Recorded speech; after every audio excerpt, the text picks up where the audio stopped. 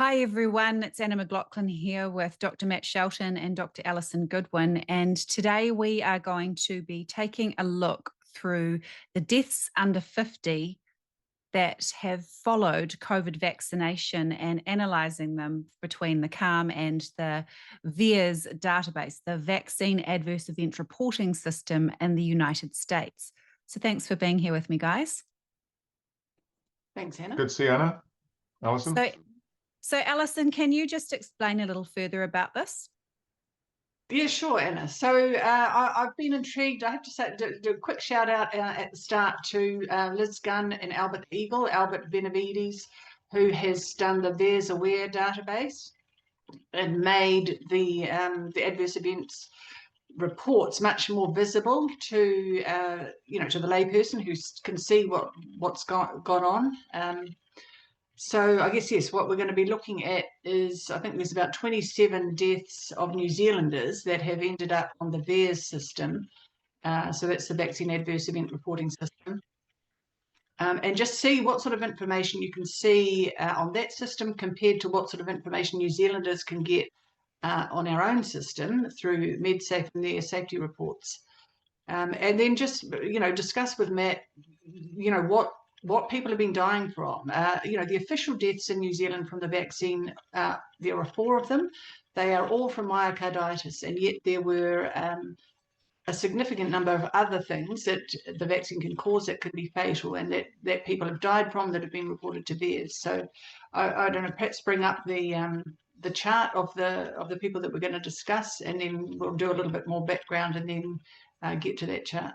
They don't go directly to Vaers. So if a doctor or a person in New Zealand reports to MedSafe or to CALM, then that report gets sent to Pfizer, and then Pfizer, as my understanding, is obliged to send it to the Vaccine Adverse Event Reporting System in the US. So it sort of goes through Pfizer to get there. Right, so those are the people that have been, the New Zealanders who've been reported to CALM, and then to Pfizer, then to Vaers. So we'll go through each one shortly and just offer our comments about them. Right, so to get to explain to people how to get there, first of all, or to see maybe what can be seen in the New Zealand system, if we go to the latest MedSafe safety report, which is Safety Report 46, a summary of reported deaths in those purple lines, just 1, 2, 3, 4, summary of reported deaths. So we click on that. So this is that Safety Report 46 is the last safety report that MedSafe published, and that was up until the end of November 2022. So at that time, there had been 184 deaths reported to CALM in New Zealand following the COVID vaccine. So according to MedSafe, 163 were unlikely related to the COVID vaccine. And so our question is, how has that been determined? What sort of assessment process has been gone through? Who's done a causality assessment? What's actually been involved? Have they rung the family? Have they rung the deceased person's doctor? Has the person had a post-mortem? How have they determined it's not related to the vaccine?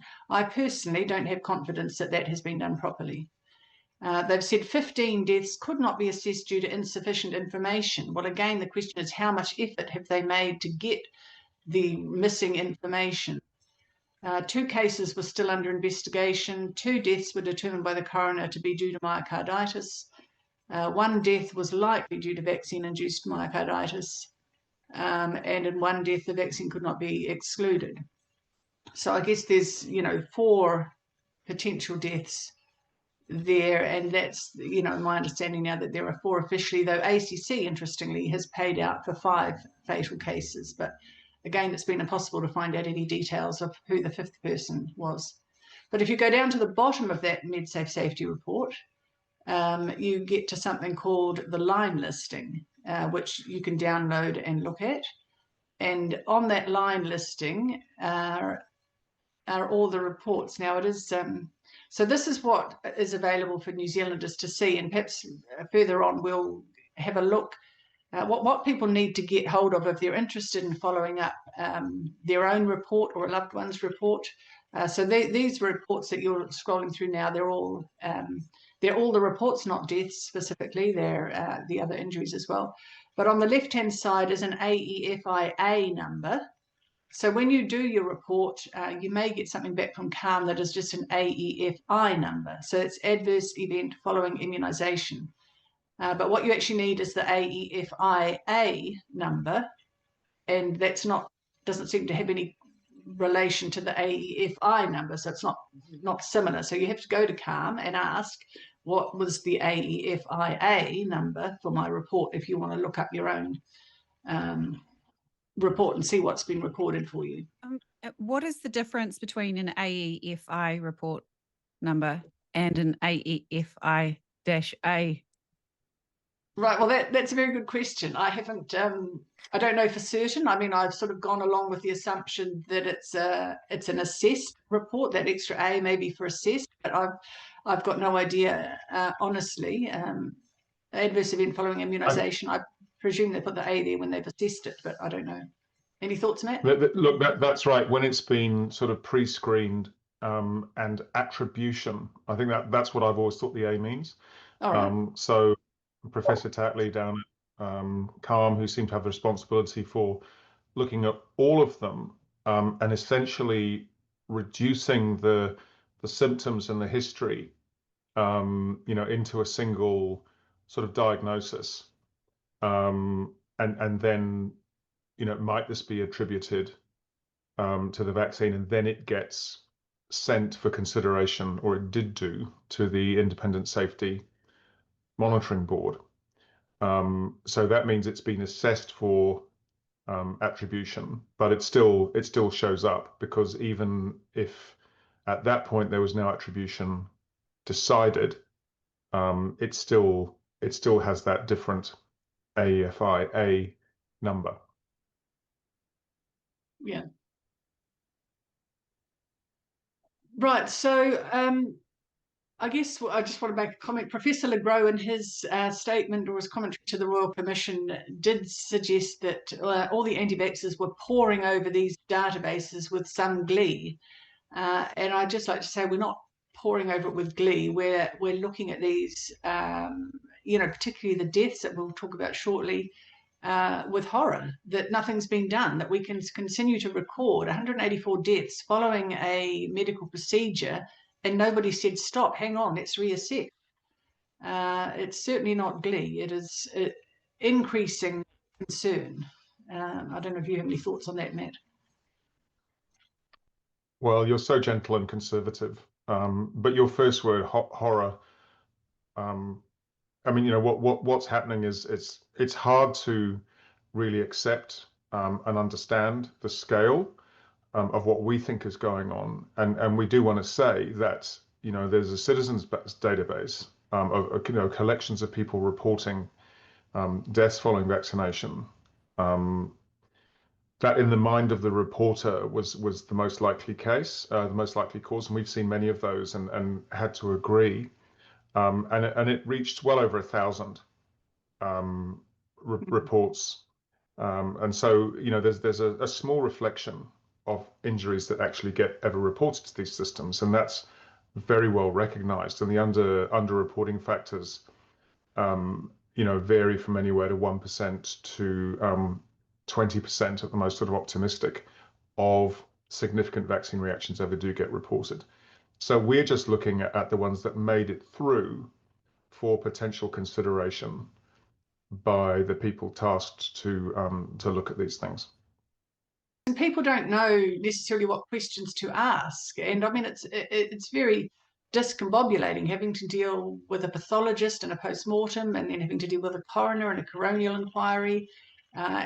People just don't know what questions to ask. They don't know, what they should be asking, how to push back if they don't believe something. I've spoken to a number of people who've got coroner's reports that, they maybe don't even mention the vaccine, even though the vaccine was administered within days of the death. But yeah, they don't know what to do to question. So I guess that's sort of partly why we're putting this out, is to try and help people understand the process a bit more. But the reason I've been monitoring and interested in this is because in 2021, I went to quite some trouble to be reassured that the process would work properly. I contacted at least 6 different organisations to find out, well, what happens if I, as a GP, report an adverse event or report a death following vaccination? What process has gone through? Like, will the person have a post-mortem? What are they looking for? How do they know whether it's a vaccine injury? I contacted the College of GPs, the Coroner's Office, CALM, MedSafe, the Immunisation Advisory Centre, the Medical Protection Society, trying to find out, well, what happens? I didn't get any satisfactory answer from any of them, which is why I felt obliged to look at what comes out of MedSafe, again, trying to be reassured that the right things are happening. And I have to say, at the end of it, I'm not reassured that these deaths and these injuries have been properly assessed. Yeah, I would go further than that. It's not just that we're not reassured, we're increasingly convinced that everywhere you look, at every level, there are barriers and failures in the protective systems that ought to be there. And as we've said over and over, for the mass rollout of a brand new experimental platform with no safety data before being wheeled out to everyone, it's never been acceptable that there were all these potential gaps that actually became very real blocks to proper discovery. And it's all very well saying, well, we'll continue to monitor, but if you continue to monitor a increasing pile of bodies and injury reports, and saying, well, we're not expecting to see anything we're not seeing anything that we didn't expect to see, which is a very suspiciously worded statement anyway, and that we'll just continue to watch whilst, as I say, the toll increases. That's really where we are now. I think we're asking rhetorical questions still because there are people who need to answer them, but it's actually very clear to us that New Zealanders are not being protected, they're not being served, and these mechanisms seem to be there for theatre only, as far as we can judge. Yes, there doesn't seem to be a point at which they'd say, stop, this is too many dead people, this is too many injuries. It's just continue to monitor. So perhaps we should just have a quick look at the different places that people can find information. So this was during the vaccine development committee. I can't remember what it actually stands for. It's VERB-PAC committee. Presented to the FDA, the plans for how they were going to monitor safety surveillance, or how they were going to monitor safety of the vaccine after the rollout. And so this was the list of things that they were planning to monitor and watch for. So this is not just headache, sore arm, fever, tiredness. These are serious life-threatening and potentially life-ending conditions. And when we go through the people in the chart, we'll see that a number of people have died from these conditions, such as venous thromboembolism, which is blood clots, acute myocardial infarction, which is a heart attack, myocarditis, pericarditis, anaphylaxis, stroke, convulsions and seizures. So those are the things that MedSafe and the FDA and Pfizer were expecting to see and were supposedly monitoring for. Interestingly, they did ask questions about those conditions in the post-vaccine symptom check, but none of the reports ever mentioned the results of what they asked about. But that's a whole different story. So if we go now to the different organisations that are involved. So in New Zealand, so again, CALM has changed. So in 2021, when the vaccine started being rolled out, it was as my understanding is, it was part of Otago University, and it was run by Professor Michael Tatley. But it shifted during 2023 and moved. So it was in Dunedin originally, moved to Wellington and has come under the Ministry of Health.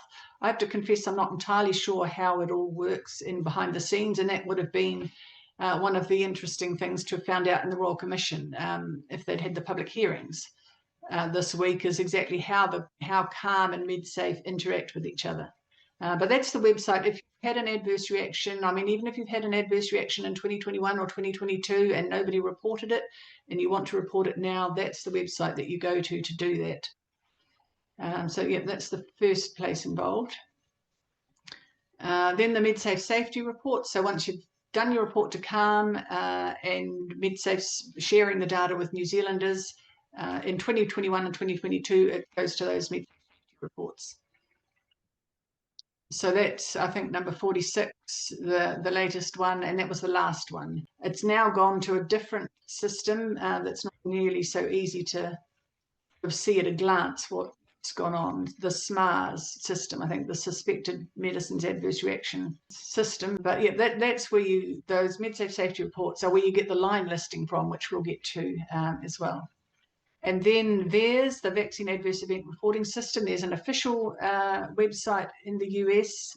I haven't spent a whole lot of time on there because it's not easy to get the data out of that one. But that's the official system. And again, people report to that. Only the original report is visible to the public. So if somebody updates their report to say this and this and this has happened after I initially reported, that doesn't end up being public facing.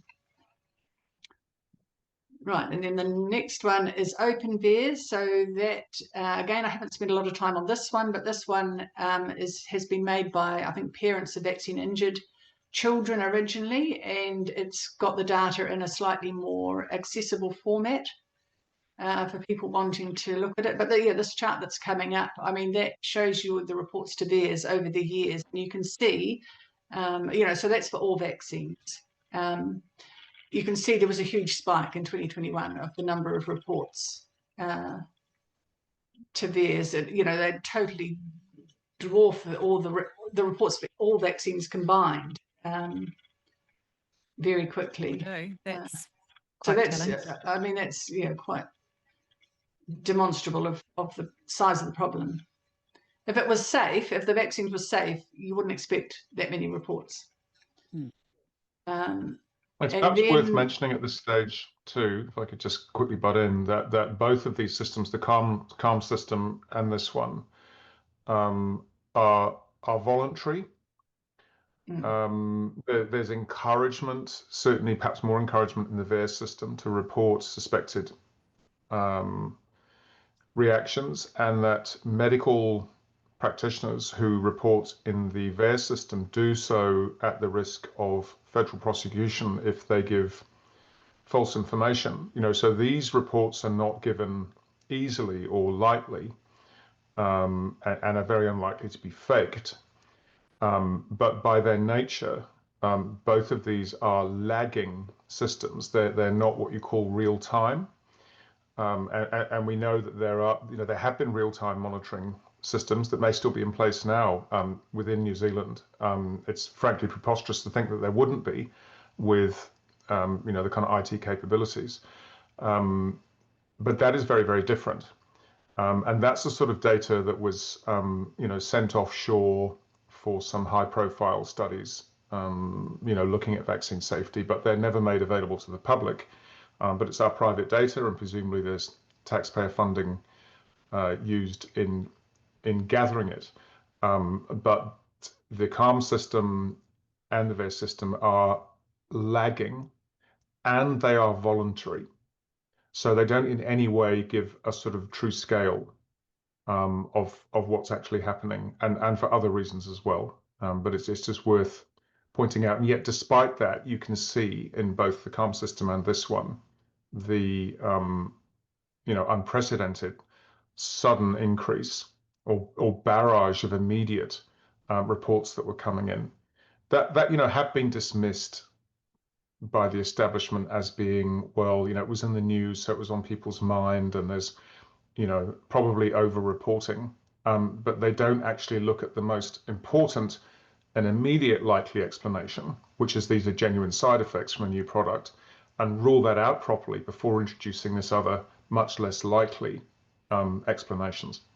I was going to say, just on the numbers, I didn't say at the start that that CALM would usually, so that's the New Zealand system, we usually receive 3,000 to 5,000 reports each year.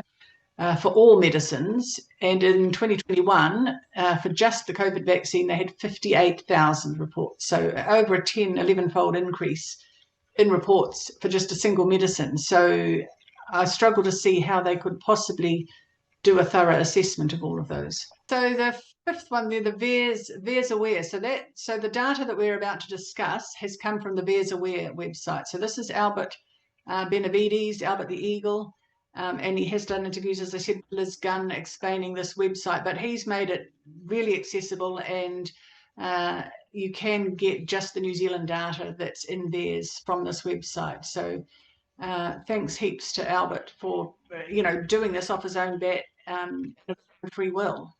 I think, and in his own time, he's just made the Vaers data accessible to New Zealanders. If you go up to the top right on the More tab, Anna, click the More tab, then you can go down to New Zealand. So then you can get to the New Zealand data. And so that's 80. Oh, so he's got 80,000 reports there now for New Zealand, 80,400. So there were 64,000, I think, at the end of 2022 when MedSafe stopped publishing their safety reports. But using that, and if you scroll down further, and further still, oh no, scroll down the whole screen further. Down. So those on the bottom right there, those grey boxes, you fill in those boxes to bring up different, so you can look at all vaccines, you can look at just the COVID vaccine, you can look at one specific adverse effect, you can look at a specific AEFIA number. Once you've selected what you want to look at, if you want to see the actual report, you click that red Med Alerts button. And so that's where we're getting what we're going to look at now. So, we're bearing in mind these are New Zealanders. These are people who have families, who have loved ones, who may or may not know that they're actually on this list and in this database. So we are mindful of that. But we just want to, make some comments. We think we know who some of them are by name, and some of them we've written about, I think, even. This is the first one. So this is a 12-year-old girl. This is a 12-year-old New Zealander. And so actually you can see at the bottom of that page you've got there is so in the MedSafe line listing, before February 2022, sudden death was actually listed on the MedSafe line listing, but that was removed. And so now it's just got symptoms. And so when you look at the line listing, you don't know whether people have died from a heart attack or their pulmonary embolus or whatever anymore. They've taken all that information out. So in the line listing, the MedSafe line listing now for this girl, you can find out that her death was reported in November 21. She was 10 to 19 years of age. You don't get a specific age. Sorry, just keep going back down at the bottom. And that she had an anaphylactic reaction and that she had asthma. So if you just looked at that, you wouldn't know that she had died. But that AEFIA number, you can see it's 49633 when we go up to what's written in the Vaers report. So just go back up to the bigger type. You can see 49663 or 633 rather is the AEFI number. So we're talking about the same person on the New Zealand MedSafe system and on the Vaers system. So this young girl had her first dose of vaccine on the 30th of September. 5 days later, she was dead. And sudden death, it just says on the Vaers one, sudden death. On the New Zealand one, it now says asthma and anaphylaxis. So it's hard to know what to make of that. I mean, anaphylaxis, my understanding, it's immediate. You would die within minutes or hours, possibly one day. I think it's unusual that you'd die 5 days later from anaphylaxis.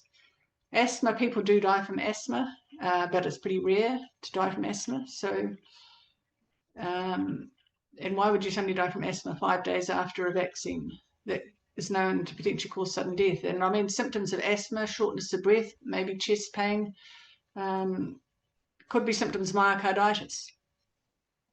So we don't know what assessment went on with this.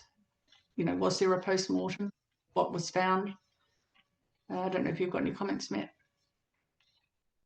Yeah, it's worth saying that it was anaphylaxis following vaccinations that produced a very reliable estimate of underreporting. So in 2010 or 11, a guy called Lazarus, a researcher, very appropriate name from the biblical story, looked at hospital discharge diagnoses where people have been admitted with anaphylaxis following vaccination. And then he went and looked at how many of those were subsequently reported to the Vaers system. So you had a formal official diagnosis of a severe allergic reaction following vaccination, documented in a hospital and coded accordingly. And 1% of those cases actually ended up in Vaers. So that's the sort of the rule of thumb, kind of proof of concept, if you like, that the majority of vaccine reactions, including the most obvious and severe ones, which everybody is aware of, which is the possibility of an anaphylactic, a sudden and severe allergic response to components in the vaccine, that only 1% of those were then formally reported to the vaccine adverse event monitoring system. MedSafe itself quotes, underreporting is likely to be 5%, I think 1 in 20, as a real world figure. And I think the best that any research study has demonstrated is 10% of reaction. So there's a significant underreporting factor. So the bulk of the type of cases that we're interested in, may well never even get reported.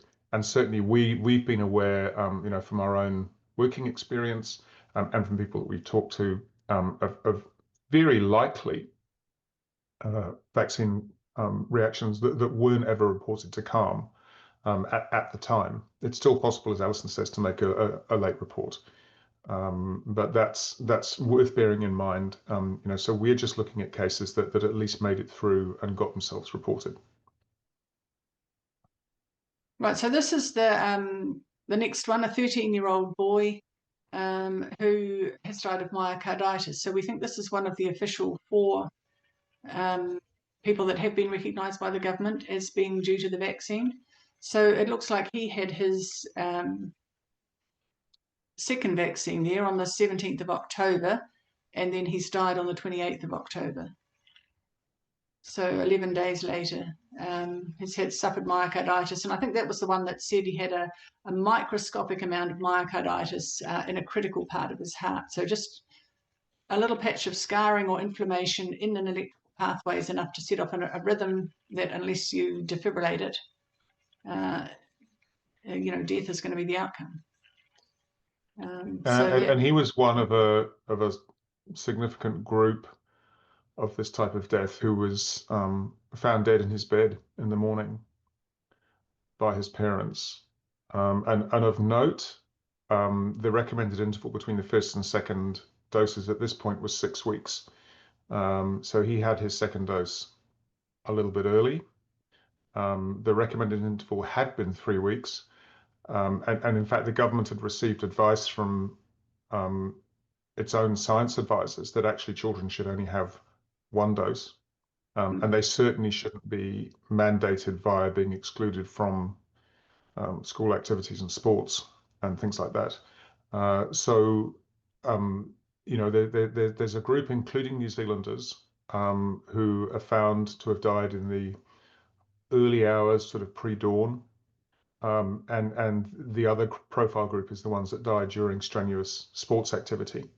And there's fairly straightforward mechanistic pathways for that.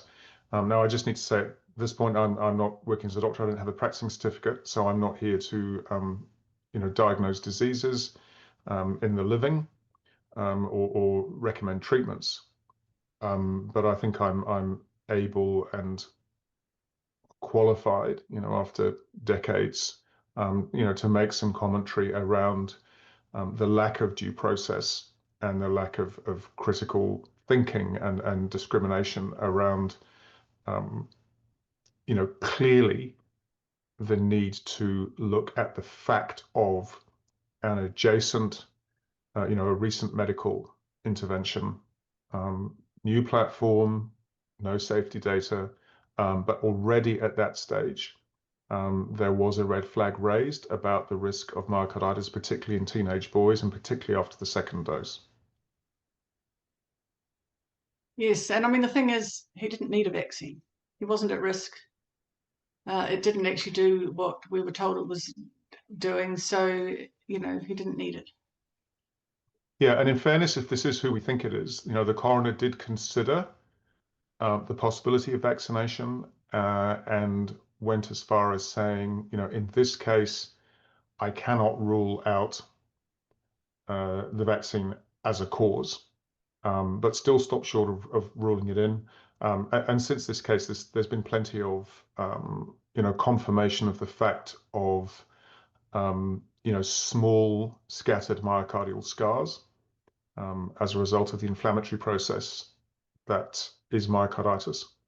And as Alison says, all you need is a tiny bit of scarring just in the wrong place in a nerve conduction pathway, and your heart can fibrillate and then stop or just stop altogether. Okay, so that's just a fancy word for a heart attack. So it doesn't seem like we've got dates of the vaccination or, when he died. But I mean, a heart attack in a 15-year-old, I mean, that is not a thing I've heard of until COVID. Highly unusual.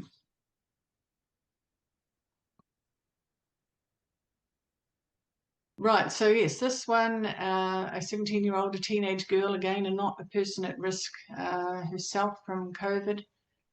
Vaccine on the 30th of August and a blood clot in the lung, sufficient to cause death on the 9th of September, 9 days later. This, we think, is likely one that was reported in the newspaper, and one in which the coroner said it wasn't the vaccine within a couple of days of her death. Before any coronial investigation had happened, which is highly unusual as well. And then they've ended up saying, well, it's due to the combined oral contraceptive pill. So that, I mean, is a risk factor for blood clots and blood clots that travel to the lung. But so is the vaccine. On that slide that we saw of the list of potential adverse effects, thromboembolism, blood clots was on that list. The venous thromboembolism on the right, halfway down. So to put it on to a different medication when it's occurred 9 days after a new medication, that's unusual. And I mean, the fact of vaccination at least should be contributory, not just fobbed off to the pill. Right, so this one, vaccine administered second dose on the 26th of October, and then committed suicide on the 28th of October. So this one, I mean, it says there in the green, his mother has requested this to be reported as it was unclear whether the vaccination played a role in his worsening mental health in the day preceding his death. So mum's got a gut feeling, an instinct, a question. And I mean, certainly everything that went on during 2020 and 2021 played with the mental health of everybody, and teenagers perhaps more so than other people. So whether it's the vaccine, whether it's the lockdowns, and the fear mongering, that certainly wouldn't have helped mental health. And there are reports of altered mental state following the vaccination as well. Yeah, it's worth mentioning that Pfizer's own post-marketing report that was for the first 3 months of widespread use after approval in the UK and the States first, did have multiple reports of altered mental state, sudden emotional instability, and suicidality. And subsequent to that, in the following 4 years, there have been large data sets now, particularly from South Korea, which has a very well organized system of monitoring, and that they reported increased rates of depression, which of course can lead to suicide, and anxiety, and cognitive impairment, and dementia in people who've received the vaccine versus those that haven't. So there's straightforward mechanistic pathways We know that you can look biomedically at depression and you can find indicators of inflammation in the brain. And you only need a very, very small disturbance in the chemistry of the brain to produce marked disturbances in the way we feel. And the brain does many things, but including producing our experience of our life. So it's not rocket science to suspect that the brain may be affected, and plainly it is in some people. Well, yes, and I mean, that's interesting that the mother insisted the report be filed. I mean, in theory, the doctor's job is to report everything, not to triage it, not to make a decision, is it related or not. So an event, a medical event, a serious medical event 2 days after a novel medical procedure should automatically be reported. But Yes. as we've said, many had not been. Right, so this one, yes, 19th of January, got the vaccine, 14th of February, died from a seizure. So I think Liz Gunn has interviewed at least a couple of parents of young men who've died following seizures, following their vaccination. It was on that list, slide 16, of things that they expected to be seen. Yeah, I know the case and the family, and the mum particularly. We've written to the coroner and tried to get some acknowledgement of the possibility at least of the vaccination worsening what was actually previously well-controlled epilepsy. And again, there are reports in the post-marketing survey, and I'm sure, well, I know in Vaers as well. So remember, the post-marketing survey was Pfizer's own in-house reporting system, and it was the reporting record that had 1,223 deaths following vaccination reported, over 40,000 symptoms described in 23 or 4,000 people. So, it's a significant document, and Pfizer intended to keep that quiet for 75 years. And a group in the States went to the court and got these documents released. So along with that, many other documents are still being analysed because there were so many. But this is a feature of some of the contracts as well that have been whistleblown around the world, that governments have to try and keep evidence of significant side effects quiet for quite a number of years. And how is that contributing to informed consent, and how is that helping keep people safe? And if in fact you have evidence of serious harms and you bury it, then you can be certain that more people will be harmed subsequently and possibly die, and you're keeping quiet. And as we've been saying increasingly clearly lately, that seems to us to breach the Crimes Act. So somebody needs to look at that.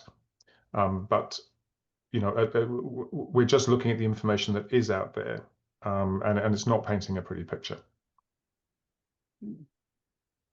Right, so again, highly unusual. So 16th of May had first dose, 22nd of May dead with a blood clot stroke. So, blood clot blocking a blood vessel in the brain is what a thrombotic stroke is. So 24-year-old females, again, highly unlikely. I mean, potentially could be put down to a pill if she was on a pill, contraceptive pill. Doesn't say anything about that in that report. Interestingly, the line listing the MedSafe data for that AEFIA number refers to a male who's 60 to 69. So, it raises questions about the integrity of the data, but certainly a thrombotic stroke would be much more likely to occur in a 60 to 69-year-old male than in a 24-year-old female. Yeah, and it is worth just emphasizing that these things do happen to people. And in a long career, you may see a couple of these cases, or hear of a few more. But one thing we're often accused of is selection bias, where we grab onto things that seem to support the case we're trying to make, even if they're not relevant. But I think we are entitled to benefit of our long experience in some cases, and just the sheer sort of similarity and volume of these cases that A, are proximal to vaccination, and B, where vaccination is not included in the investigation as a possible cause, only adds to the suspicions. So this, again, I think this young lady was reported in the newspapers, similar to the other one. So vaccine on the 7th of September, and a blood clot 13 days later that killed her on the 20th of September. And again, from, she's who we think she is, she was on the contraceptive pill as well, and so they've just blamed it all on the contraceptive pill and not considered that the vaccine has caused an additive effect with the contraceptive pill, and perhaps young women on the pill should have been warned that there was an extra additional risk of blood clots. Right, so this one, again, 13th of October, had the vaccine 5 days later, deceased on the 18th of October. Sudden death, it says unconfirmed condition that caused him to die in his vehicle after a training run. The event outcome was reported as died unrelated to med. Well, so we know who this was, and he was in the newspapers, and it was reported very quickly. He was a high-profile sportsman, very fit rugby player, and very quickly a story appeared in the media that that this was by suicide. There'd been a very low-speed impact of his vehicle against a tree, but he was actually found dead away from the vehicle. And the airbag hadn't been triggered, so it's extremely unlikely that the impact itself was the cause of death. And we know that he'd been feeling unwell leading up to his training run, and there were some other irregularities that people in the family uncovered, that were real departures from the sort of process and procedures that ought to be followed in a case of sudden death involving a vehicle and a work vehicle. a young fit person. In a young fit person without another explanation, and particularly the need for a post-mortem, which wasn't carried out. But there were a number of legal imperatives where there really there needed to be a post-mortem. So this is one of two top-tier rugby players that we know of who've died suddenly, and the second one did actually die of a swollen heart, which is how it was reported, and that in our book was almost certainly a cardiac issue and probably myocarditis. But with this young man, it's not clear because there was just no post-mortem and no real investigation around the circumstances. Well, this one I think is well known to everyone who's been following this. This will be Rory Nairn. 5th of November, his vaccine, dead on the 17th of November from arrhythmia, palpitations, fibrillation, cardiac arrest, myocarditis. So he is one of the official ones that his death has been recognised, but I think not without a lot of input from his family. I mean, maybe more than that, but not automatically, obviously, accepted as a death if the family hadn't asked questions. Well, and this is particularly tragic, but also emblematic of the situation a number of other people found themselves in. The family were already aware of the potential risks here. He didn't want the vaccination, but he wanted to get married, and the venue was not going to be available unless he was vaccinated. He wasn't informed when he was vaccinated, and ultimately the coroner's inquiry dumped responsibility on the vaccinator, the person that actually injected, and said that really he should have been told that there was a risk, however rare, of cardiac symptoms, and that he should report them. And one of the most unpleasant things to hear was perhaps the country's best known high-profile vaccinologist, even after the coroner had agreed that this was one of the 4 official recognised cases. I think it was number 3 or number two at that stage. In subsequent interviews and things, she still basically tried to imply that it was his fault, that he'd ignored symptoms, and if he'd gone to hospital sooner, he wouldn't have died. But that, of course, it's just unconscionable that somebody would say anything like that, other than an attempt to sort of cover up and distract blame from the injection. It's breathtakingly unkind and suspicious. And we've seen this, elsewhere. And by the way, this was the same person when asked in an interview, how many people then do you think have had serious side effects from the vaccination? Answered 10, perhaps 10, when there'd already been 69,000 reports. To calm, we've had over 1,000 people acknowledged by ACC, and 20 to 30,000 of those 69,000 reports were classified as serious. So there's a different planet, it seems, that some of these people are on, and their attempts to kind of cover for this experimental injection would be laughable if it wasn't so sinister. Right, so this one, 8th of October, got the vaccine and then has died 23 hours after the suspect product of a pulmonary embolism.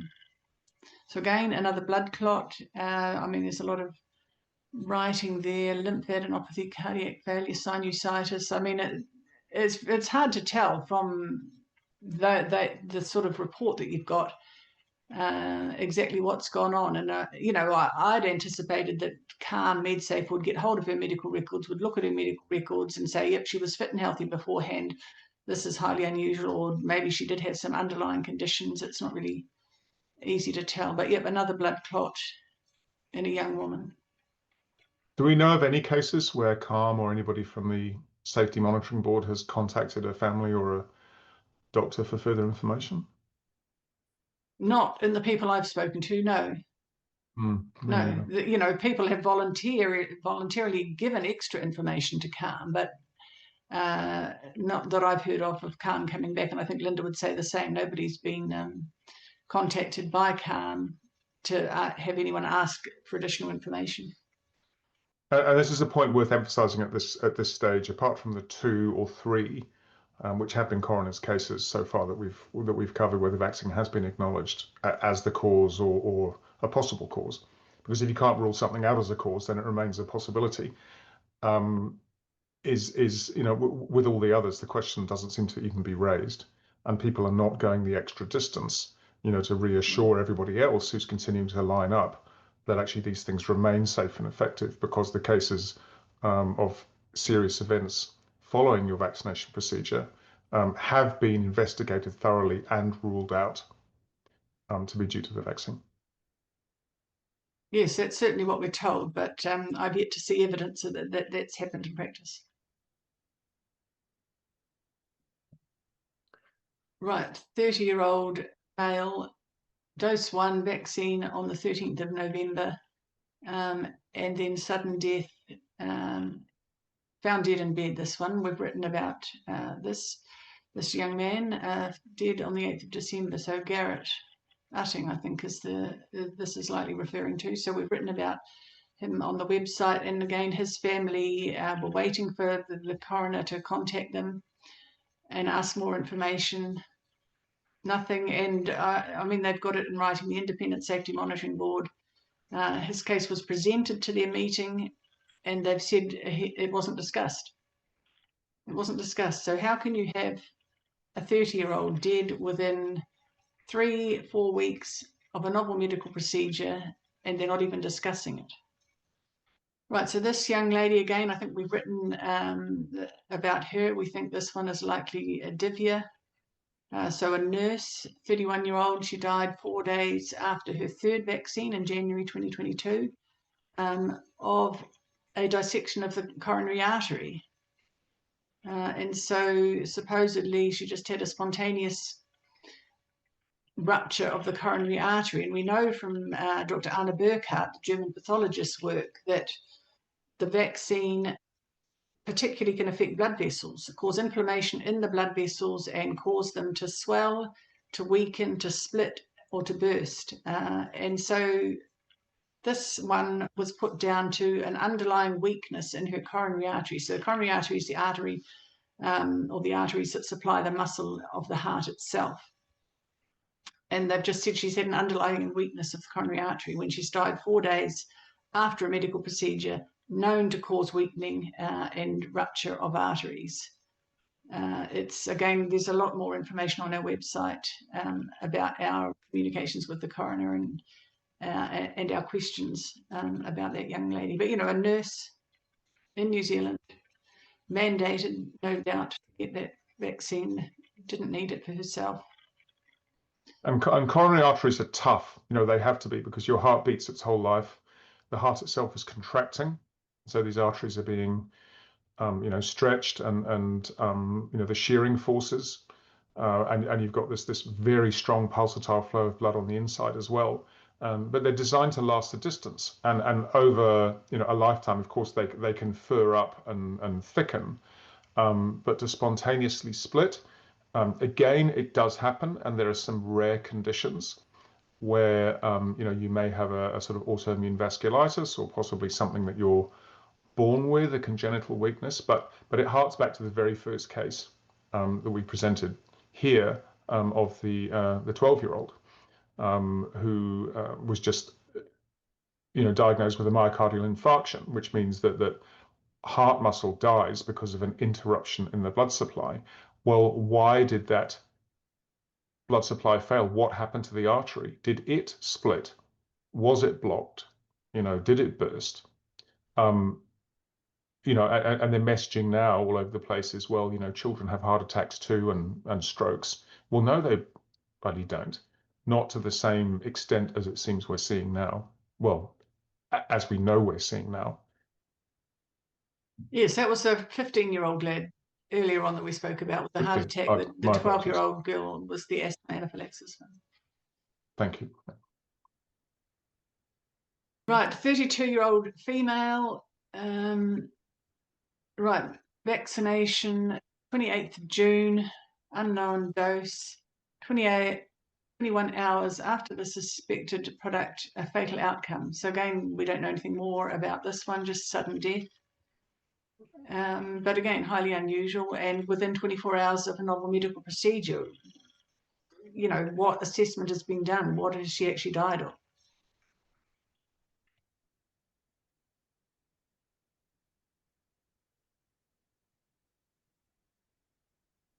Right, another 32-year-old female, a second one. 15th of October, dose 1, cerebral hemorrhage on the 16th of October. I guess that's possible. Maybe it's a duplicate report. Was the other one October as well? The one just before? Oh no, June. Okay, no, so two, you know, several months apart, different dates. So again, unusual 32-year-old.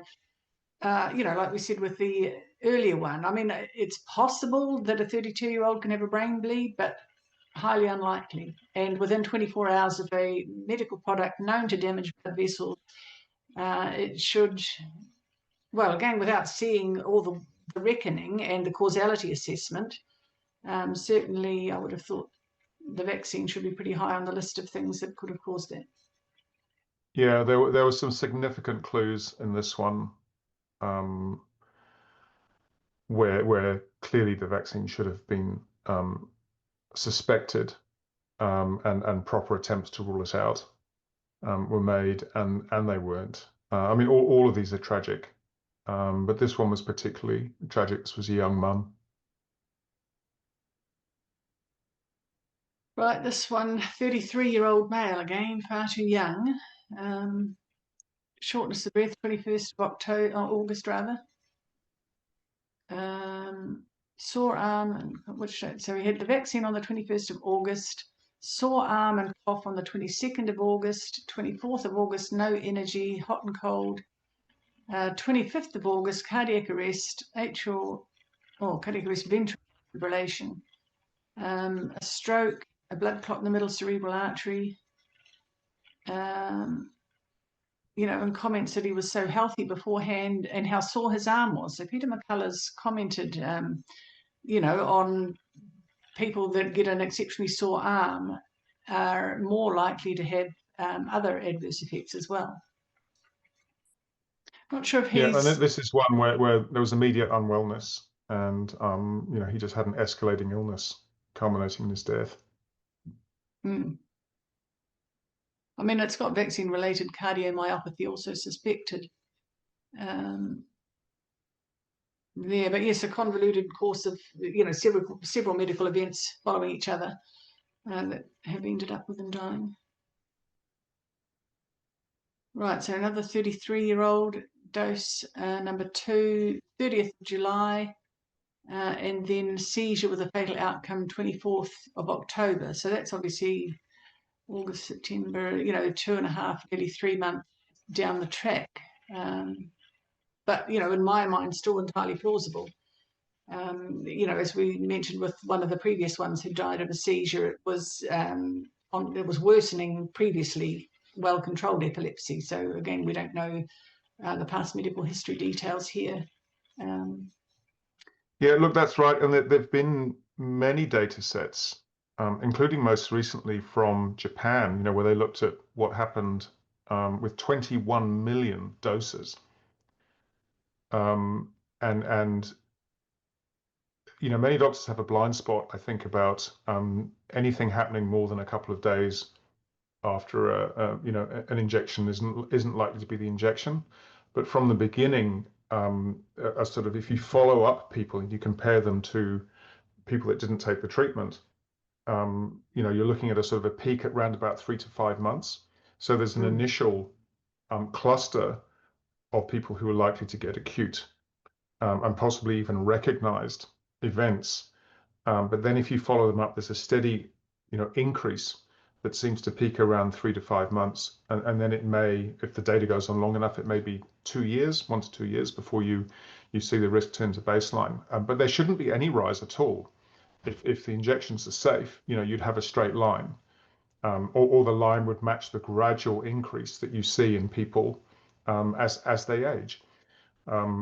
So, any ways you look at this, it's not just New Zealand, it's not just the young, but clearly the young are more illustrative of the sudden change and what's now becoming more normalized. But I think doctors do have a blind spot about considering a later event to be related to the prior medical intervention, and that seems still the case, even after nearly half a decade.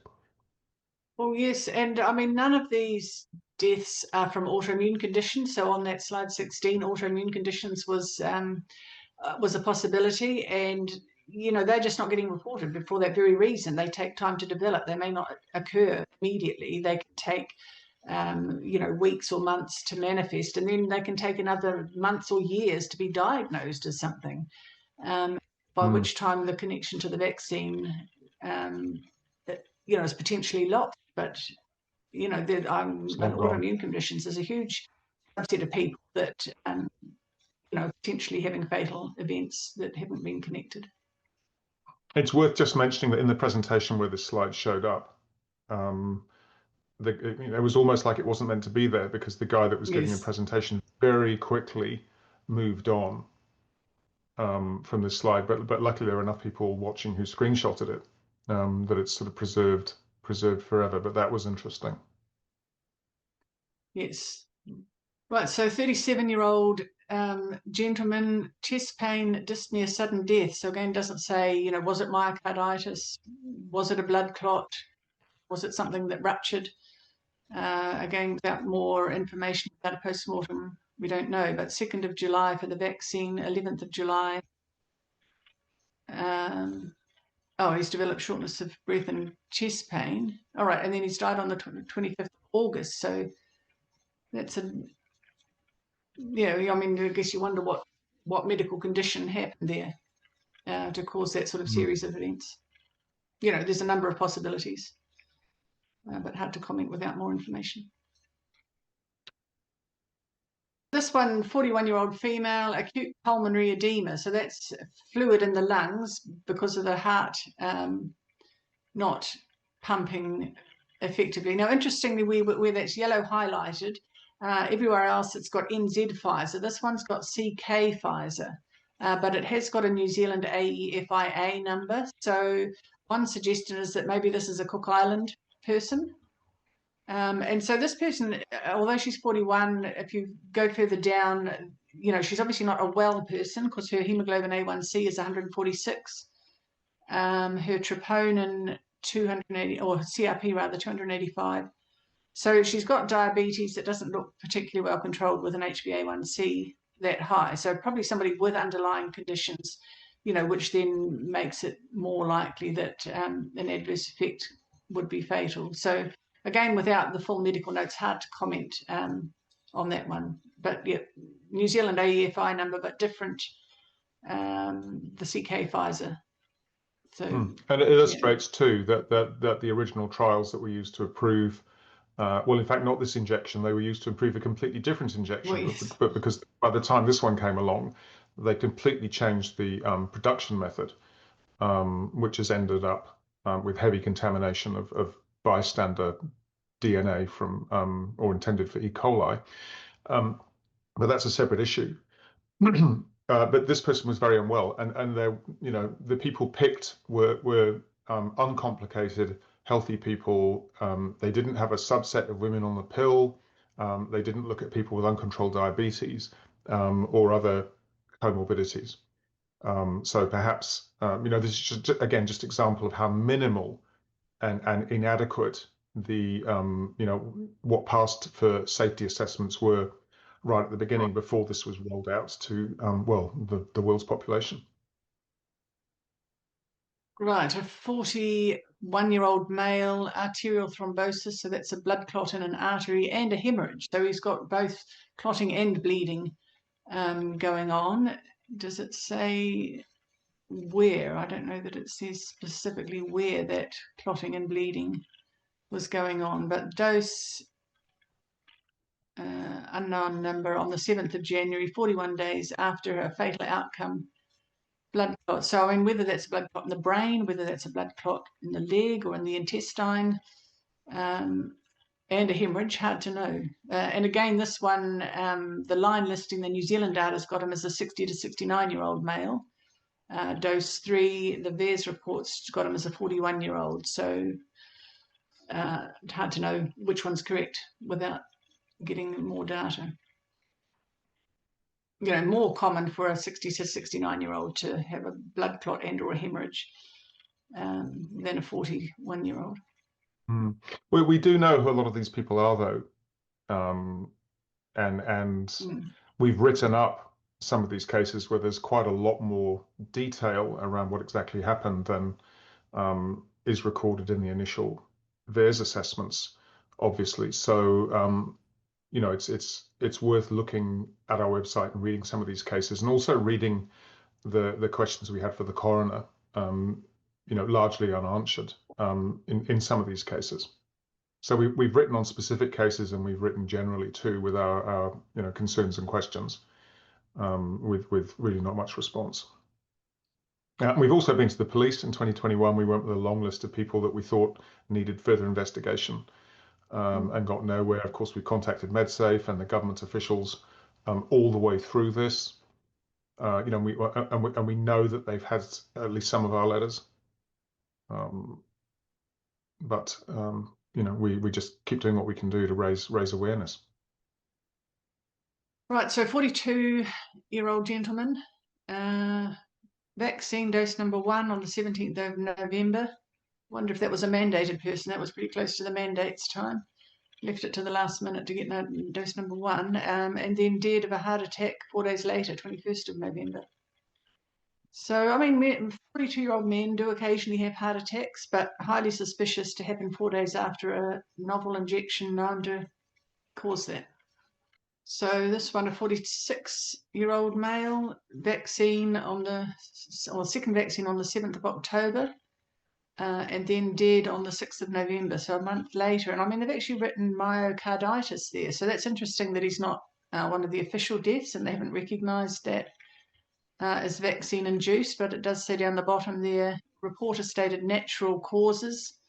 The GP has signed the medical, what's that, MCCD, medical something cause of death? It's medical certificate cause of death. So the GP's obviously been happy to sign it off. It's nothing to do with the jab a month after his second jab. And that means there doesn't have to be a coroner's investigation or inquiry, and that's what jurisdiction declined means. All right, okay. So yes, unusual, well, myocarditis. I mean, that's about the one side effect that has been accepted as caused by the vaccine. So I wonder what the cause of his myocarditis was if it wasn't the vaccine. Probably a virus. Right, so a 47-year-old female, cardiac arrest, multi-organ failure, dose 2, administered on the 16th of September. Cardiac arrest on the 29th of September, so 13 days later. Unresponsive, cyanosed, that's blue, gone blue. She'd been on an antibiotic for a urinary infection. So CTPA, so the head, CT head exam, global hypoxic brain injury, so that's presumably from whatever caused your heart to stop. CTPA, that's a CT scan of the pulmonary arteries, no PE, no blood clot in the lung. Moderate left pneumothorax and bilateral rib fractures. So, I mean, that's possibly due to CPR. I think it said up above that her husband had started CPR early, so probably those injuries are from CPR. But yes, why did she collapse and have a cardiac arrest? Again, without the notes, you can't tell from that information there. But obviously somebody that tries to be healthy, she's on a number of supplements there, omega-3 and curcumin and green tea. So it'd be unusual for a female in her 40s to have a cardiac arrest. Usually females are protected to a certain extent by their female hormones till after menopause. A note that in this case, the intensive care doctor actually raised the issue of the vaccination because it clearly was unusual for him or her. Or her, yes. Right, so 47-year-old male. Administration of the vaccine 31st of July, dose number 2, and then acute kidney injury 14th of September, so 6 weeks later, and fatal acute kidney injury. So that's interesting because I think is it John Goodwin, one of the United States researchers, has been doing a lot of research into their, I think he's got coroner's reports or causes of death certificates for like a whole state, and acute kidney injury is one of the things he said. Well, we're talking about myocarditis as being a problem and a cause of death, but actually the kidney injuries are just as significant or more numerous even than the myocarditis, but not yet recognized. So definitely the kidneys can be affected. Again, without more information, it's not clear exactly what happened to the kidneys. But yeah, the vaccine has seemed to have caused kidney injuries. So a 49-year-old, abdominal pain, anxiety, shortness of breath, palpitations, chest discomfort. It doesn't actually have a specific cause of death there.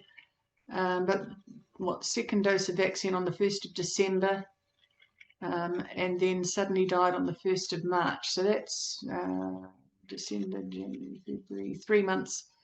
3 months later. So again, I mean, in the time frame that the Japanese study shows that people can suddenly die, but most doctors would say, well, that's far too late to be related to the vaccine.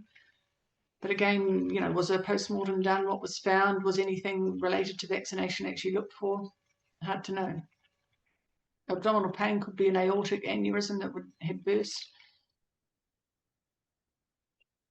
Who knows? Could be blood clot to the vessel supplying the bowel. But, you know, a lot of things can cause abdominal pain. Right, a 50-year-old female, another pulmonary embolus, another blood clot to the lung. 12th of October, she got the second dose of the vaccine. 14th of October, suddenly dead 2 days later. So, I mean, dose number 2, it's possible that dose number 1 has set up the process, and then dose number 2 is just sort of tipped over the edge. Yeah, it's very clear too that there's been a huge disparity in batch toxicity. You know, some batches are you know, people may well have got a different batch between the doses, and that's become very clear through various bits of you know, peer-reviewed research now, that there's you know, a lack of uniformity between the batches, implying, you know, poor manufacturing practice, to put it mildly. But we're getting to the last few, and these are sort of older patients now, where, you know, it may well be a bit more common to see things like heart attacks, obviously, and blood clots, but again, in such close proximity to you know, a new medication, you know, about which we were told the government would be carefully watching, would be tracking everybody to see what would happen.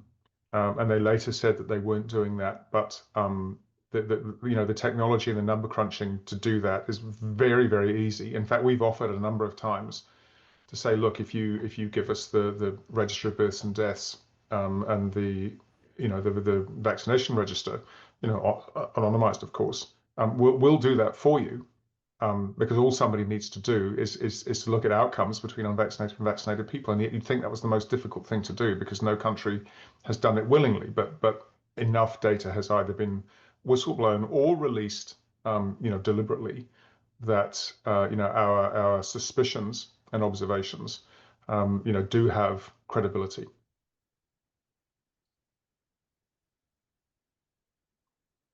Right, so another 50-year-old blood clot, 24th of August, 17th of September, so less than a month later, another blood clot. So again, without seeing the post-mortem report, without seeing the coroner's report, it's hard to know what, you know, people do die of blood clots. There are other causes of blood clots, but, you know, if there's no other cause, then these should be put down to the vaccine. But yet, without seeing additional information, hard to know. And a 50-year-old gentleman this time, 10th of August, who got dose number 1, 10th of August, he's suddenly dead. Highly suspicious, highly suspicious. But again, who knows? I mean, did the family ask questions? Did he get a post-mortem? Was he, I mean, he may have not been a healthy person. There may have been other things going on. But from that, it's hard to know. I mean, somebody dying the same day that they got their vaccine. I don't know how those get dismissed.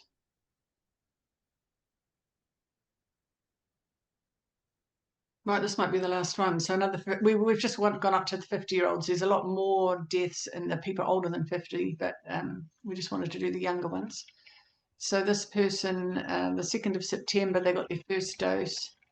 28th of December, they've gone into atrial fibrillation and then had a stroke and died. So certainly these abnormal heart rhythms, we've heard lots about people going into AF, you know, fit, healthy people suddenly in atrial fibrillation. Which is a risk down the track to send off a blood clot that can go up to the brain and cause a stroke. So that's presumably what's happened. I mean, again, without knowing the wider history of the gentleman, if he had no risk factors, he was a fit and healthy 50-year-old, and the atrial fibrillations come on. I mean, it could have come on sooner than December and he didn't notice it, or it was coming in and out. But again, another suspicious one that hopefully the families ask lots of questions for.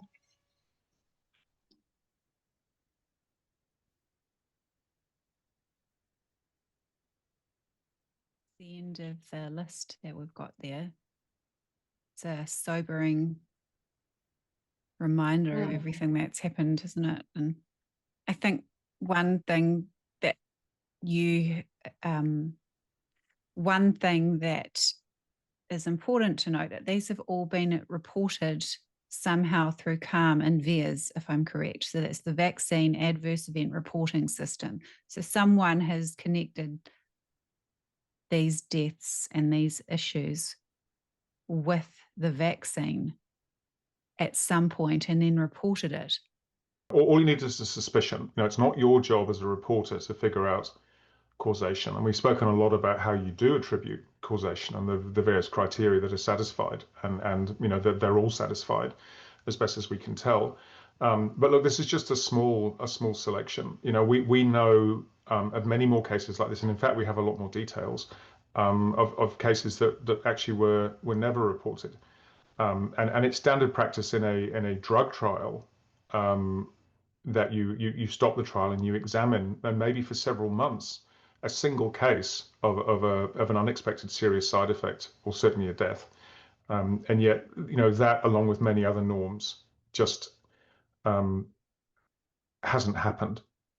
And the refusal and the failure to even consider it.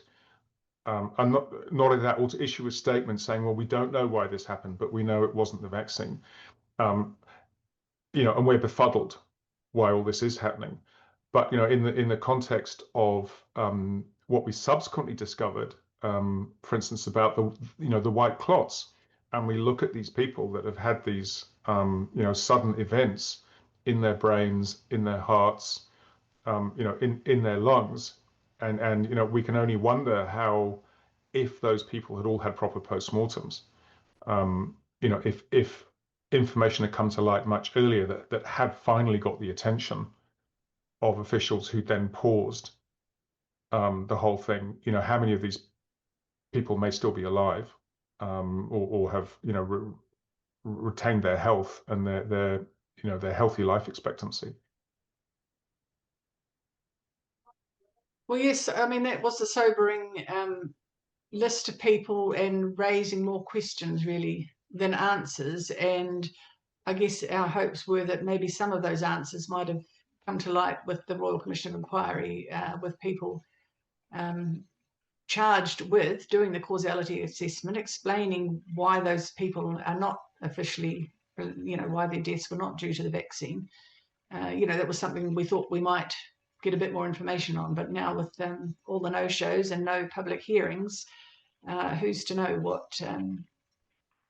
what's actually gone on behind the scenes with all the reporting to come. It's been a theme, hasn't it, since the removal of the public-facing safety updates, the amendments to the Coroner's Act, Yes. where a young person can die and the coroner doesn't have to investigate the circumstances of the death anymore. Yes, and can put it down to unascertained natural causes, without any other explanation. I mean, generally young people don't just die for no reason. And how is a family going to navigate the rest of their lives, with that as the bare minimum explanation? Well, it's not even an explanation. It's a fob off, and leaves far more questions than answers. And it's hard enough getting closure following the death of a child or someone you care about anyway, even with full, complete information. And yet there are people making hard-hearted decisions that they're just going to leave it at that, in order for what? The greater good, to discourage vaccine hesitancy. I mean, it's long beyond time when these people need to, face up and fess up to what they've done.